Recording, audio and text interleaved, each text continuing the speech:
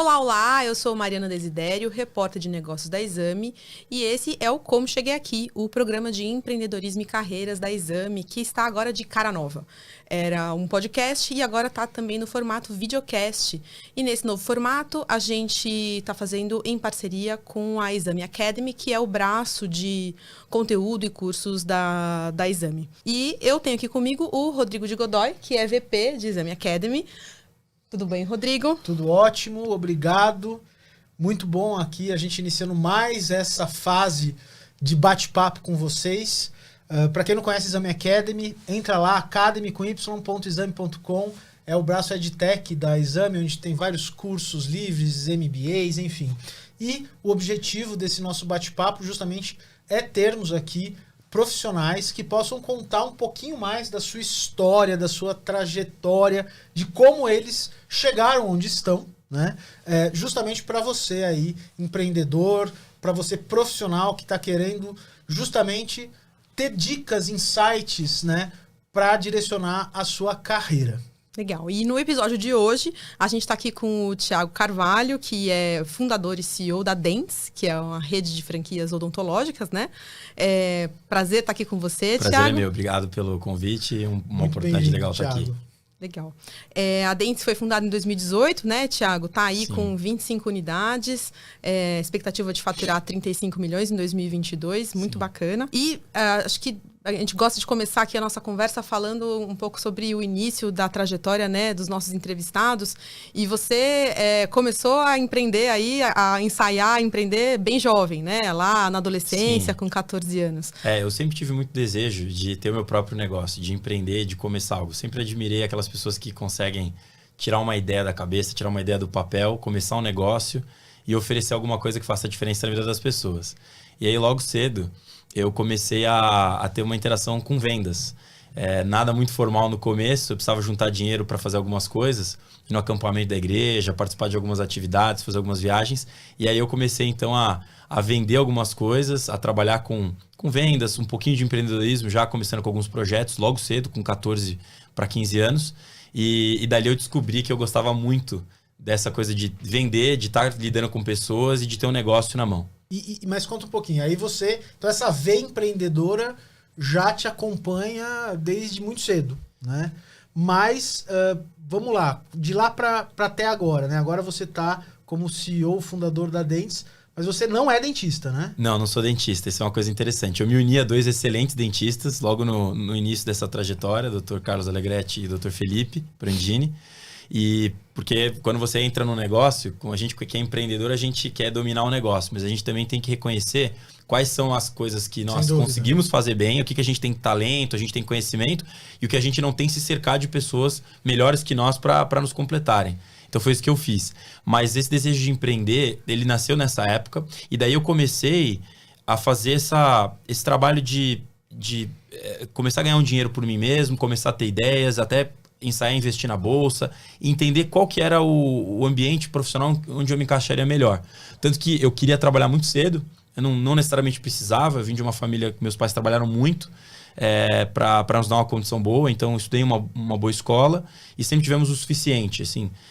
Mas eu tinha um desejo muito grande de trabalhar, e tanto que eu comecei a trabalhar bem cedo, né? Meu primeiro emprego foi de 17 para 18 anos, o primeiro emprego oficial, depois que eu já tinha tido essa experiência de fazer algumas coisas por mim mesmo, né? Então, com 17 para 18 anos, eu entrei no WTC, programa de trainees do WTC aqui de São Paulo, que é inspirado no programa de trainees do WTC, do World Trade Center de Nova York, que são as Torres Gêmeas, enfim, que aconteceu aquela tragédia de 2001, mas a empresa é global e ela continua até hoje sendo uma das principais marcas com torres e prédios corporativos no mundo. Então, ali eu vi uma oportunidade de começar a minha carreira já fazendo negócios, vendas, aprendendo, porque acho que o grande desejo que a gente tem desde cedo é de saber no que a gente é bom, o que eu vou ser quando eu crescer, né? Onde eu vou conseguir me destacar e alcançar os meus sonhos. Então, acho que esse sonho começou ali, mas eu não tinha muita certeza ainda de qual caminho. E você estava cursando alguma universidade nesse período? Eu tinha acabado de começar a faculdade de Direito, e aí um amigo meu, que era praticamente um irmão, ele foi convidado para participar desse processo seletivo do WTC. Ele sabia que eu queria trabalhar muito e ele acabou indo para uma outra empresa. Ele acabou sendo selecionado para uma outra empresa e falou: olha, eu não vou entrar nessa, mas acho que você deveria participar lá do programa, das entrevistas. E aí eu fui. E foi uma experiência super legal, porque era um programa para trainees que já estava na faculdade, eu nem tinha começado as aulas ainda. A gente ia começar o semestre, estava fazendo matrícula, e aí foi naqueles 45 do segundo tempo que eu consegui entrar e ser contratado. E até teve uma história engraçada dessa contratação, porque eles só contratavam quem tinha já 18, 19 anos, e eu estava fazendo 18 anos, né? Então eu tive que só um pouco mais para convencer eles que eles tinham que apostar no moleque, né? Mas conseguiu. Não, consegui, entrei no programa e foi uma experiência que mudou bastante a minha vida. Muito legal. E como que você foi, assim, fez esse processo de trainee e como que foi a trajetória para chegar daí e você começou a faculdade de Direito, daí a decidir abrir um negócio no ramo de odontologia que a princípio não tinha nada a ver com essa trajetória. Nada a ver, eu nunca imaginei que eu ia trabalhar com odontologia. Eu gostava muito do meu dentista quando eu era adolescente, que fez o aparelho dos meus dentes, e eu jamais imaginei que eu teria um negócio nessa área.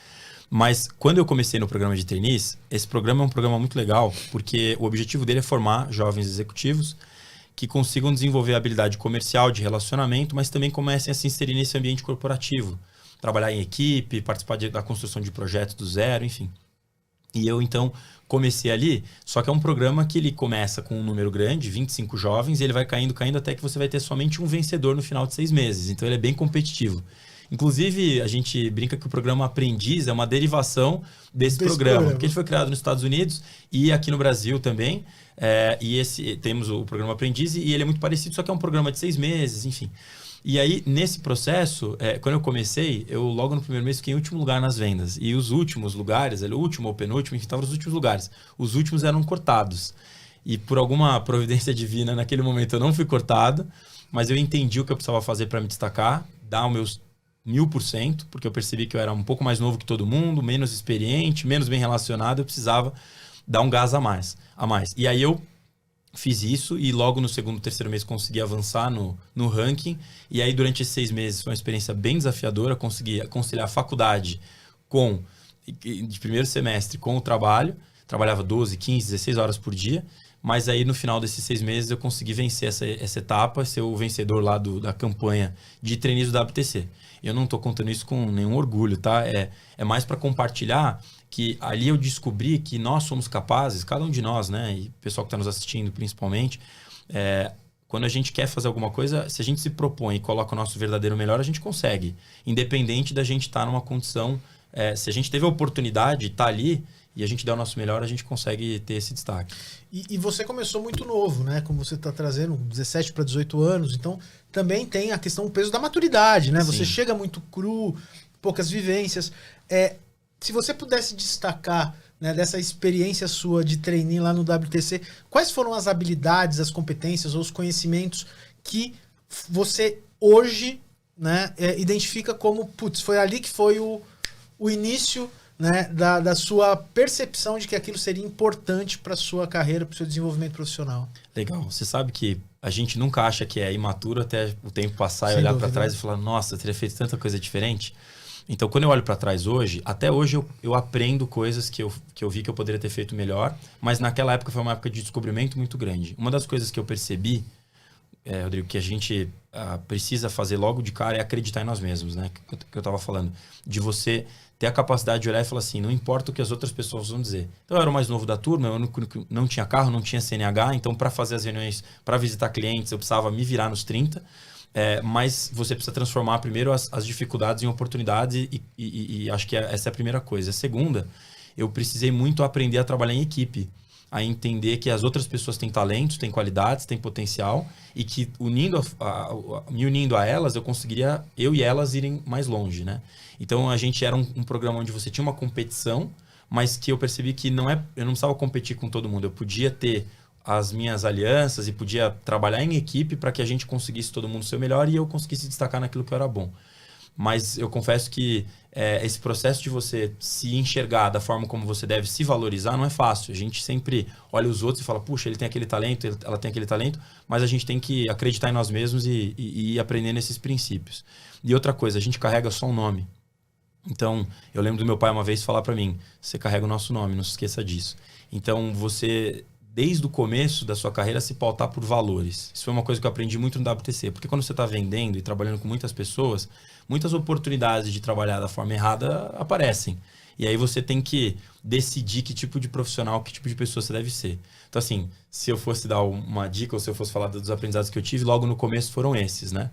E foi uma experiência muito interessante. Mas isso foi só o começo, né, da sua história. Depois dela, o que veio? Sim, e aí, depois de 6 meses, se você vencesse a campanha de trainees, você conseguia estar num posto de liderar os próximos trainees que iam chegar. Então, você viraria mentor de trainees? Isso. Você vira o líder da equipe que vai treinar. Ainda que fosse com outro nome naquela época, possivelmente. Exatamente. Né? E aí a ideia é você ajudar essa equipe a se desenvolver e fazer o seu sucessor, fazer aquele que vai ser o vencedor. E o que de fato aconteceu, que foi muito, muito bacana, porque a gente conduz um novo programa. Eu era líder de um grupo, aí tinha um vice-líder da minha campanha que era líder de outro, e a gente teve uma competição, mas saíram vários excelentes profissionais de lá. E aí eu concluí essa etapa, e aí eu tinha que fazer uma escolha importante, de deixar tudo isso que estava começando a engrenar, faculdade, trabalho, negócio, estava começando a ganhar dinheiro, a me projetar, a entender o que eu queria fazer de carreira profissional, para ser um missionário. Porque eu fui criado numa crença, uma igreja, a Igreja de Jesus Cristo dos Santos dos Últimos Dias, onde a gente, com 19 anos, para tudo na nossa vida, é uma opção, é voluntário, mas era o que eu estava sendo ensinado a fazer, o que eu acreditava, para ser missionário por 2 anos em qualquer lugar do mundo que você for escolhido para ir.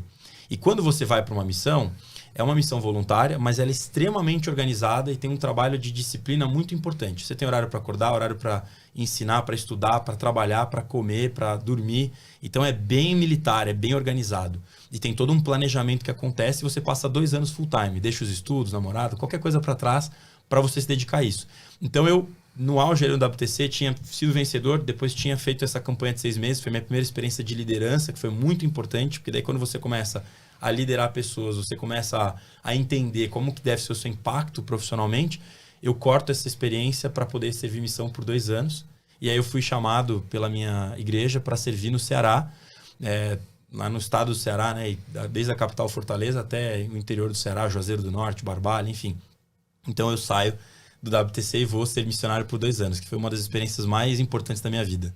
E conta pra gente um pouquinho como que essa experiência te marcou, assim, o que ela deixou de legado para você e que habilidades, que competências que você desenvolveu lá e que você traz até hoje? Legal, Maria.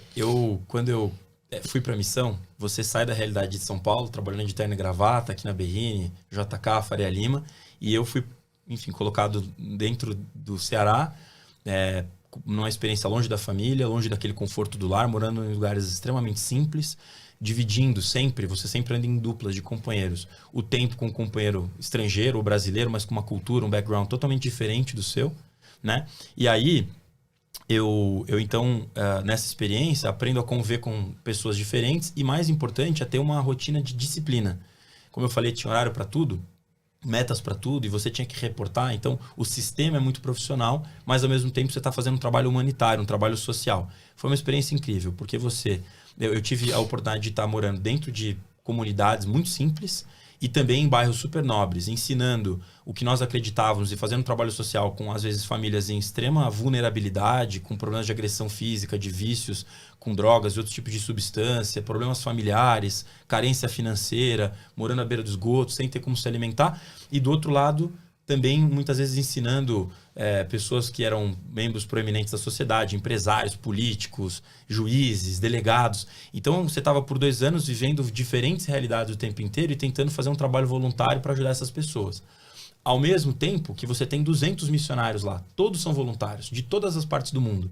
E todo mundo está ali por 2 anos, longe da sua família. Então eu brinco, você está trabalhando, dá um horário, você vai para casa, desliga as coisas e vai tocar a sua vida.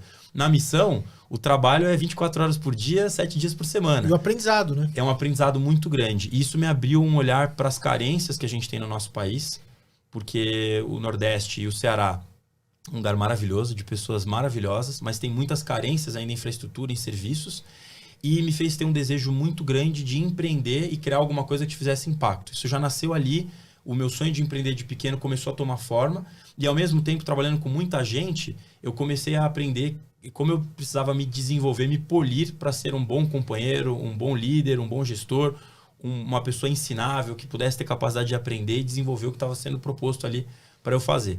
Então foram 2 anos bem intensos, eu passei por vários lugares no Ceará, várias experiências, e isso moldou o meu caráter e a forma como eu enxergo o mundo para sempre. E aí, completo esses 2 anos, sou muito grato às pessoas com quem eu trabalhei lá, com quem eu estive no Ceará, e aí eu volto para São Paulo e volto de novo para o WTC para completar a missão que eu tinha deixado para trás. Você conseguiu pausar e voltar de onde parou no WTC? Sim, então eu cheguei da missão, sei lá, numa terça-feira. Na quarta-feira, primeira hora do dia, eu estava lá para uma entrevista com o presidente da empresa e no dia seguinte eu tinha começado a trabalhar. Eu saí para a missão com um dia de diferença. Eu deixei o trabalho no dia seguinte, eu peguei o avião. Eu entrei aqui em São Paulo no centro de treinamento, depois fui para o Ceará e depois, um dia depois, eu voltei para o WTC. Não teve nenhum intervalo ali. E a faculdade, você estava cursando Direito? Você trancou? Tranquei. E quando eu voltei, essa visão que a missão me deu fez perceber que eu adorava o direito, eu ainda gosto muito de trabalhar com contratos, com o jurídico, mas eu queria trabalhar com algo que me ajudasse a desenvolver a minha capacidade de vender, de me comunicar com as pessoas, de entender por que as pessoas compram A ou não B, comportamento de compra, de consumo. E aí eu percebi que marketing era a área que mais se adequava ao que eu estava buscando. Então eu saio de direito, troco de curso e vou para marketing, aproveitei um pouco alguma coisa que eu tinha feito de direito, e aí eu estudo e me formo em marketing alguns anos depois. Você é formado em marketing. Eu sou formado em marketing. E nessa sua experiência acadêmica, né, que você disse que você tinha essa... Primeiro que você tinha essa busca por ser um líder melhor, por ser alguém que pudesse construir junto com outras pessoas, né? E aí também trouxe aí que você tinha esse desejo já mais acadêmico de entender mais de venda, de mercado, de posicionamento de marca. Qual foi o próximo passo? WTC, marketing, e aí qual foi o próximo passo na sua carreira? Eu fiquei um ano e pouco a mais no WTC, 1 ano e meio no WTC depois que eu voltei da missão. Foi um período super legal, porque daí eu desenvolvi outras equipes, projetos maiores, a gente fez outras coisas muito legais lá. Mas eu percebi que aquele ciclo tinha terminado para mim, que eu queria explorar outras potencialidades minhas e outras competências. E aí, eu saio do WTC e eu comecei a buscar o mercado de consultorias.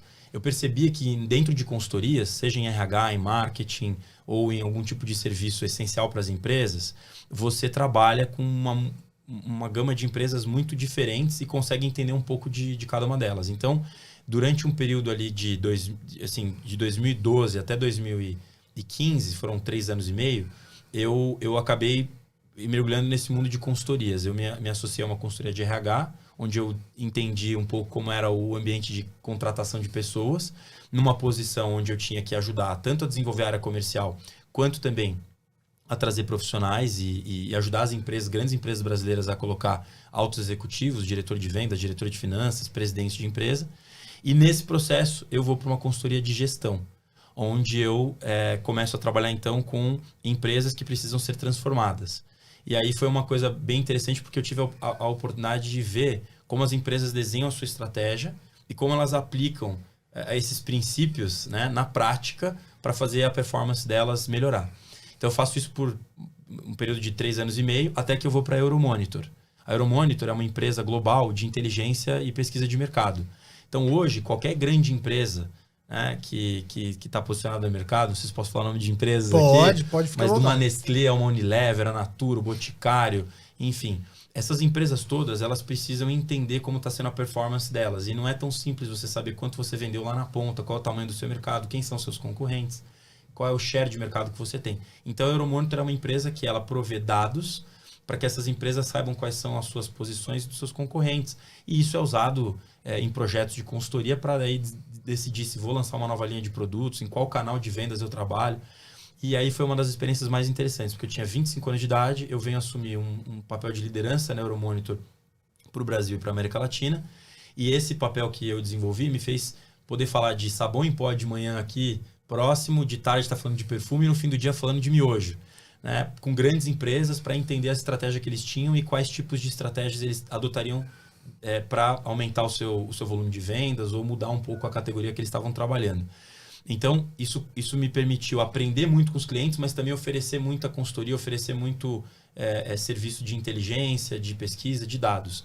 E me ajudou a ter um olhar mais, talvez, apurado para oportunidades e aprender com quem estava realmente se destacando. A gente fez um estudo muito interessante para uma grande empresa para entender qual era o tamanho do e-commerce dos principais categorias do Brasil. Quanto que vende de celular pela internet, quanto vende de computador, porque a gente pensa assim, né? Hoje, quantos computadores vendem online? Quantos celulares vendem? A gente sabe que é muito, mas não sabe quanto, né? Qual marca vende mais? O leigo, né? Então, uma grande empresa cliente nossa decidiu estudar isso e a gente se aprofundou nesse mercado. Então, isso faz com que você crie um olhar para entender os players que têm relevância, os que não têm. Então, foi uma oportunidade muito boa. A gente, como empresa Euromonitor, acabou crescendo exponencialmente. Foi o escritório que mais cresceu no mundo por alguns anos, acho que até hoje a equipe que está lá é fantástica, e a gente começou esse trabalho então de desenvolver a Euromonitor no Brasil e na América Latina e trabalhar em parceria com esses grandes clientes. Isso a gente está falando de que ano? 2015 a 2018.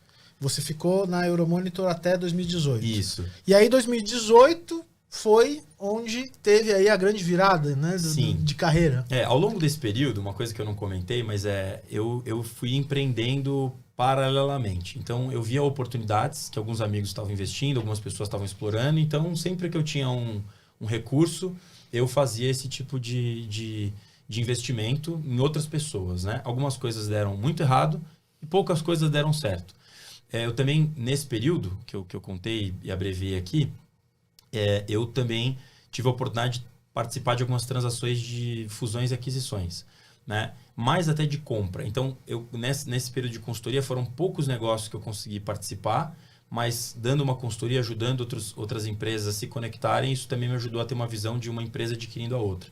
E isso me deu um pouco de recurso financeiro para poder alavancar o projeto que eu queria, que eu tinha um sonho que era Dentes. E aí eu acho que é uma coisa interessante de compartilhar. Eu contei da Euromonitor, mas quando eu aceitei o desafio de entrar para a Euromonitor e ajudar nesse processo, eu estava muito desejoso já de empreender, de montar o meu próprio negócio, tirar todos aqueles sonhos, aquelas ideias que vinham comigo há anos do papel. Mas eu percebi que eu ainda não estava totalmente preparado, que eu precisava ter uma exposição a outras coisas, eu precisava me amadurecer mais profissionalmente em algumas características que eu sentia que eu podia ser melhor. E também eu não queria empreender sem antes ter muita validação, sem ter muita certeza. Então eu não sabia que ia ser odontologia, como a gente comentou no começo, mas eu queria que fosse em saúde ou educação. Então você já tinha ali uma ideia. E eu acho que isso para o empreendedor é muito importante, saber o que é identificação para mim. Eu queria trabalhar com algo que eu ganhasse dinheiro, que eu crescesse, que eu desse conforto e segurança para minha família, que eu gerasse muitos empregos, mas que ao mesmo tempo que eu fizesse tudo isso que era bom, eu também estivesse transformando a vida de pessoas. E na minha experiência da missão, eu percebi que tem duas coisas no Brasil que nos próximos 100 anos você vai ter oportunidade. Saúde e educação.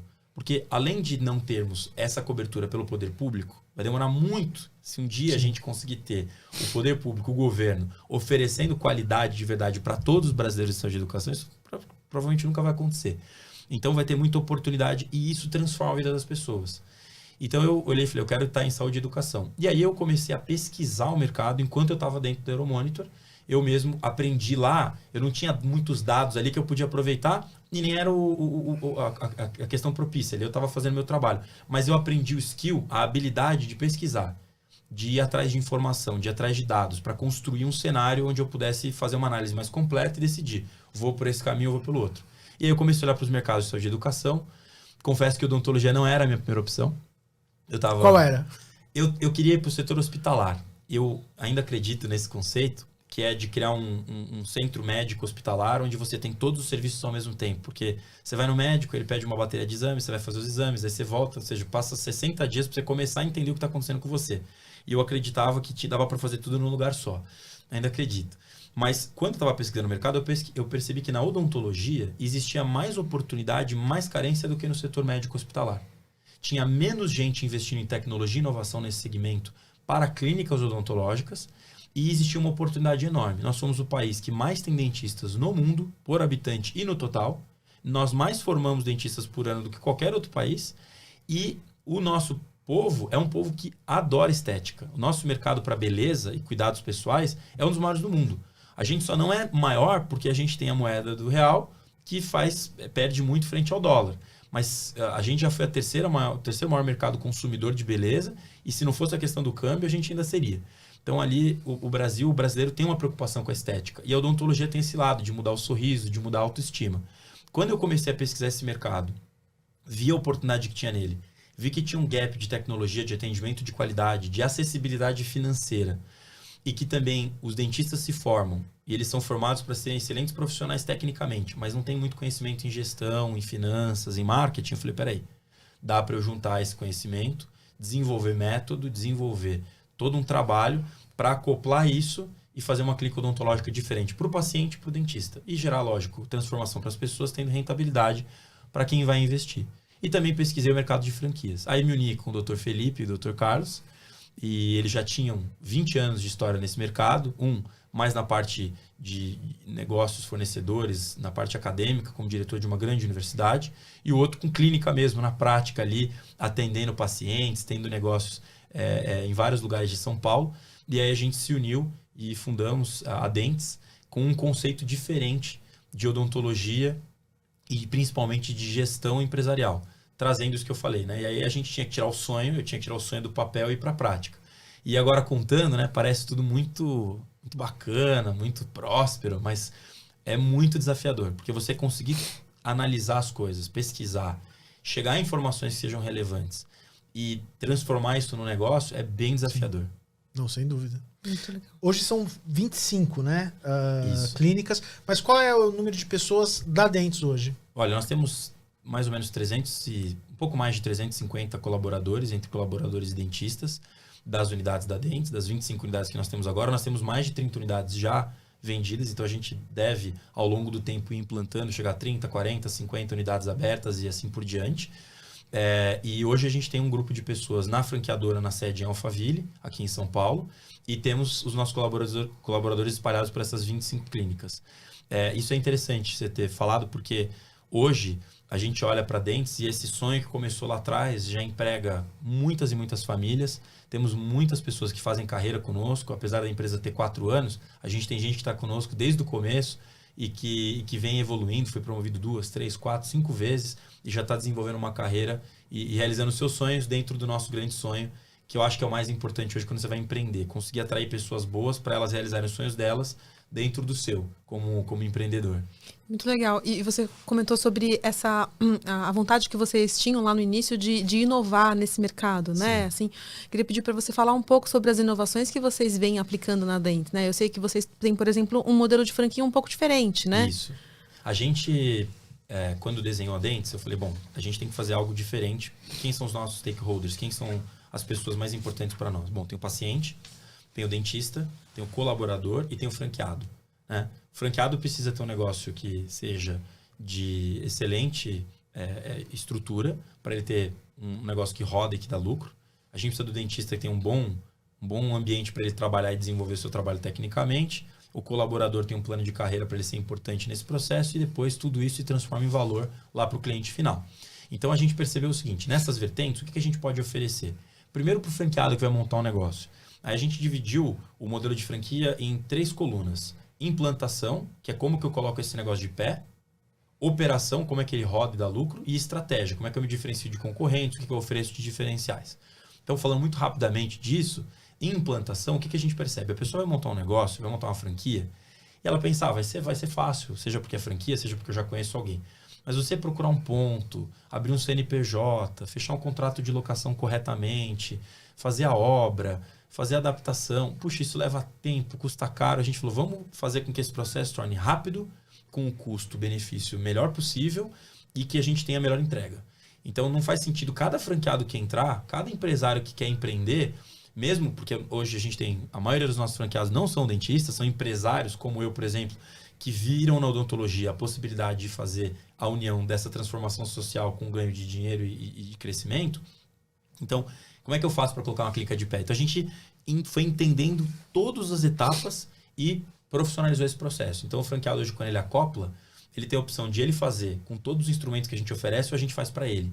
Então, hoje uma clínica fica pronta em 60 dias. Um negócio, uma clínica de bom porte e tal, porque a gente tem, e com um custo muito mais interessante do que ele faria se ele fizesse por ele mesmo. É até interessante que alguns franqueados falam, não, mas eu tenho um parente que já fez.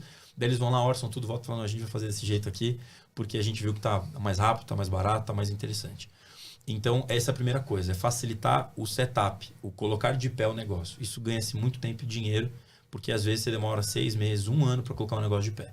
E o empreendedor que está aí nos ouvindo sabe bem do que eu estou falando. E a segunda coisa é a operação.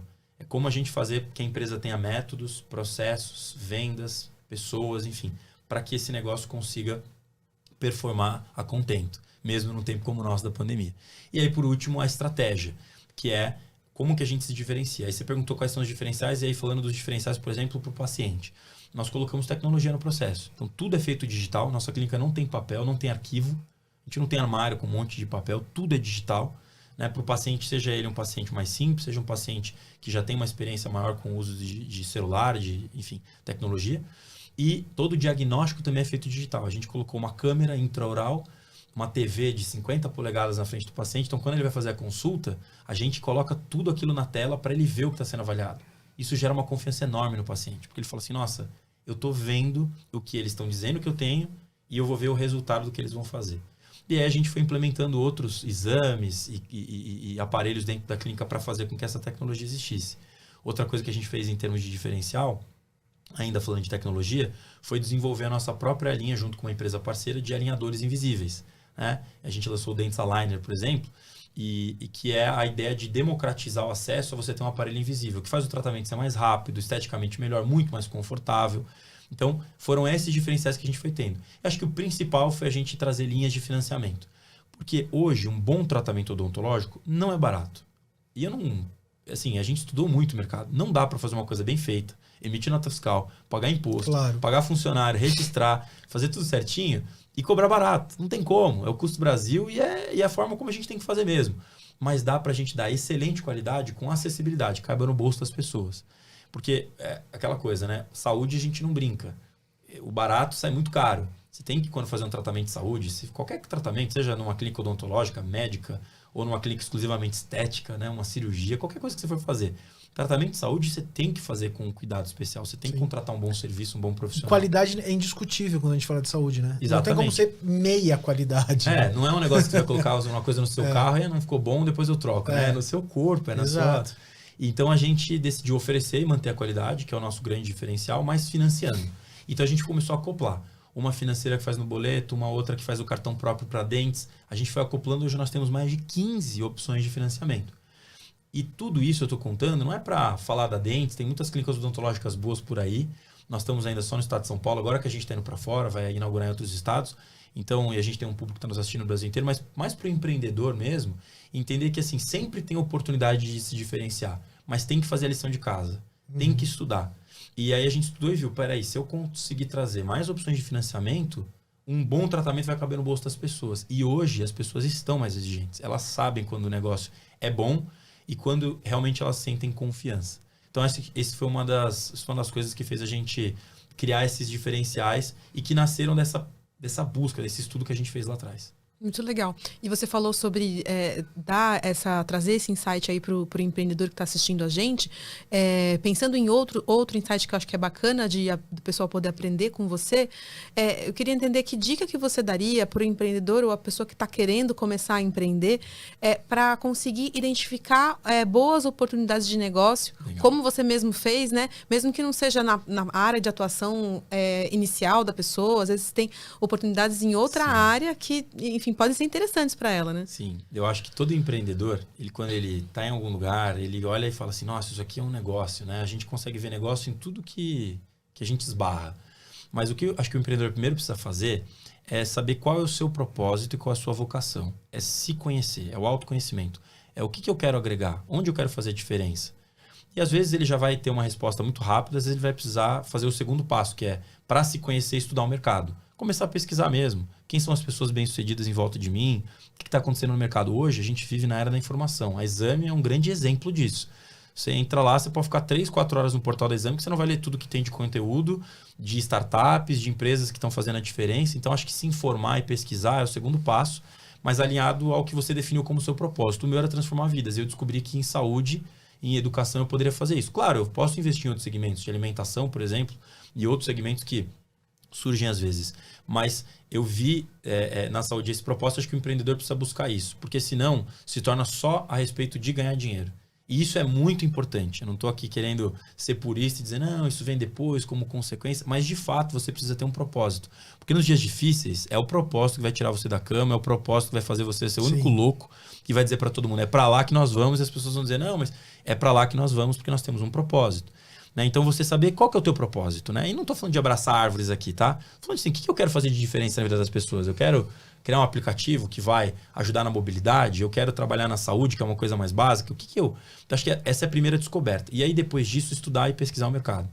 Realmente, ir a fundo para entender. E como é que faz isso? Conversando com quem já está no mercado. Então, se eu quero montar uma loja de sapatos, eu vou visitar todas as lojas de sapato que eu tiver conhecimento. Eu vou ler tudo que tem sobre sapataria e fábrica de sapato na internet. Eu vou atrás, eu vou descobrir quem já faz isso bem para ouvir. Que foi o que eu fiz lá na época da Dentes. Eu não comentei muito isso, mas eu fiquei muitas e muitas horas estudando, o que eu chamo de desk research, né? A pesquisa ali no computador, mas eu fui para o campo, visitei muita loja, muita clínica, falei com muito franqueado de redes que já existiam, falei com dentistas, com pacientes, até eu começar a entender o quebra-cabeça e entender onde que eu enxergo uma oportunidade. Porque quando você começa a pesquisar algo, você começa a ouvir algumas repetições. Falta isso, eu sinto falta disso. Se tivesse isso, se fosse assim, você fala, peraí. Aí você começa a voltar para as pessoas e falar, e se tivesse isso? E começa então a testar as ideias e fala, peraí, eu tenho uma tese aqui. Acho que a primeira coisa, eu falei várias primeiras coisas, né? A primeira coisa é se conhecer, a segunda é pesquisar, fazer esse estudo profundo seu e do mercado. E aí acho que a terceira é desenvolver um plano e executar ele sem deixar a sua atividade principal. Então, se eu já tenho uma fonte de renda, eu não vou largar tudo e me jogar. O empreendedor precisa se dedicar 1000%, mas antes ele precisa ser inteligente. Ele precisa saber assim, peraí, eu tenho meu emprego, eu vou arriscar um pouco do meu capital, do meu dinheiro, seja 10, 100 ou R$1.000, ou muito mais que isso. Eu vou dedicar o meu tempo e se esse negócio provar que ele tem tração, que ele consegue evoluir, aí eu falo, opa, peraí, isso aqui tá dando certo, agora sim eu vou montar um plano mais parrudo, vou me planejar, aí eu largo meu trabalho, largo a minha função principal e agarro essa oportunidade de empreender. Então acho que tem que basicamente fazer isso, autoconhecimento, planejar, estudo, né? Muito estudo e pesquisa, e aí fazer o teste, testar a ideia, ver se ela dá certo. Muita gente me procura hoje por causa da história de eu ter empreendido com a Dentes, que é um setor que eu não era meu, né? Eu não sou dentista, e fala, poxa, eu tenho uma ideia que investe em mim, e eu percebo que a pessoa tem uma ideia muito boa, mas ela não fez ainda uma pesquisa tão profunda, ou ela nem testou. É importante você colocar a sua ideia para o teste, porque o teste ele não vai dizer se essa ideia é boa ou ruim, e se você é bom ou ruim. Você tem que desvincular da sua ideia. Ele vai dizer se aquela ideia, neste momento, tem condições de atingir o seu objetivo. Então, esse é o teste. É a própria vida real, o próprio mercado vai te dizer. Sim. Eu acho que essa é a etapa. Aí, dando certo, aí sim, está na hora de você começar a buscar planejar, montar um bom plano de negócios e ir atrás de gente que acredite nos seus sonhos se você não tiver o dinheiro para fazer sozinho. E além disso, né, além desses 3 pontos, dessas 3 dicas, você teria aí alguma indicação de leitura, de site, de... Enfim, que tenha te trazido algum insight ou alguma, né, luz para alguns desses desafios, né, que você trouxe aí pra gente? Com certeza, Rodrigo. Eu adoro estudar a vida de outras pessoas. Eu adoro contar histórias da minha vida e das pessoas que eu conheço e ouvir histórias e ler sobre histórias. Ler é uma coisa muito importante para você, né, formar a sua base crítica, o seu senso crítico. E eu acho que estudar a história de quem já deu certo e de também quem deu errado. Então, acho que livros, tem uma série de livros, eu gosto muito de biografias, de livros que contam a história de grandes empreendedores e de livros onde eles compartilham os ensinamentos deles. Então, tem desde o Pai Rico, Pai Pobre, que é o livro do Robert Kiyosaki, que é um livro muito citado, que mostra justamente mindset e visão. Tem também o livro, a biografia, a história do Carlos Wizard, por exemplo, que é um grande empresário que montou uma empresa que se tornou a maior empresa de educação de idiomas do mundo, e veio lá do interior do Paraná, e hoje ele é dono de grandes marcas. Você vai sair no shopping hoje, você vai esbarrar pelo menos 10 marcas dele ali. Então, a história de grandes empreendedores. E, inclusive, séries do Netflix. O Netflix conta a história do Michael Jordan, acho que é o Arremesso Final, Sim. que não é um empreendedor na visão das pessoas, porque ele não era um empresário, mas é uma história de empreendedorismo esportivo, ali como jogador. Acho que a história brilhante dele. Tem também a história, alguns documentários do Netflix, algumas séries, né? Tem várias, né? Mas tem uma que eu me lembro bem, que é daquela americana, Madam C.J. Walker, que é uma moça que ela tem que vencer uma série de barreiras sociais, ela tem o cabelo bem crespo, ela desenvolve um produto, enfim, é uma história fantástica, que eu acho que ajudam você a olhar como essas pessoas chegaram lá e o que elas fizeram. E adoro ver podcast também. Esse aqui, por exemplo, tanto quando era em áudio e o outro que vocês tinham, o Ninguém te conta? O que ninguém te conta. Eu já vi algumas edições. Enfim, esse tipo de conteúdo é super legal. Porque daí você começa a aprender com quem já viveu e errou muito. Eu tô contando aqui a minha trajetória. Não vai dar tempo, mas eu errei muito mais do que eu acertei. Mas o importante é você... Sim. E tenho errado ainda. Mas o importante é você aprender com esses erros e prosseguir. Então, acho que de livros eu diria esses. Um livro também que é muito bacana do Dale Carnegie é o Como Influenciar as Pessoas, Como Fazer Amizades, Influenciar as Pessoas. Tem muitos livros bons. Ficaram várias dicas aí. Você que está acho que eu nos falei vendo, demais nos aqui, ouvindo, né, pessoal? Ficou com uma lista bem completa para poder aí avançar e assistir. Eu falei pra caramba. A lição de casa tá dada já. Vocês me deixaram muita vontade, eu me empolgo. Mas o importante é isso. Legal. E pra gente ir encerrando, Thiago, você comentou sobre os erros, né, que você já cometeu e que acho que todas as pessoas cometem.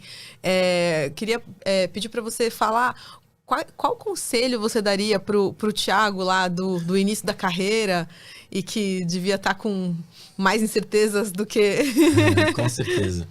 Olha, eu falei logo no começo sobre acreditar em você. Eu acho que a gente tem na vida que ter muito claro que nós estamos aqui por um propósito e que nós temos vários dons e talentos que estão dentro de nós. Então, a primeira coisa que eu falaria, cara, acredita em você. Não deixa nada segurar você, não se importa muito com o que as outras pessoas que falarem para você, não vai por ali, você sonha muito alto, vai na sua, né? Acredita no teu potencial. Acho que essa é a primeira coisa que as pessoas precisam ter. A gente precisa ter muito mais autoconfiança hoje, né? A gente vive num mundo de ansiedade, Sim. depressão. Eu falaria muito disso. E acho que a segunda coisa é não desistir.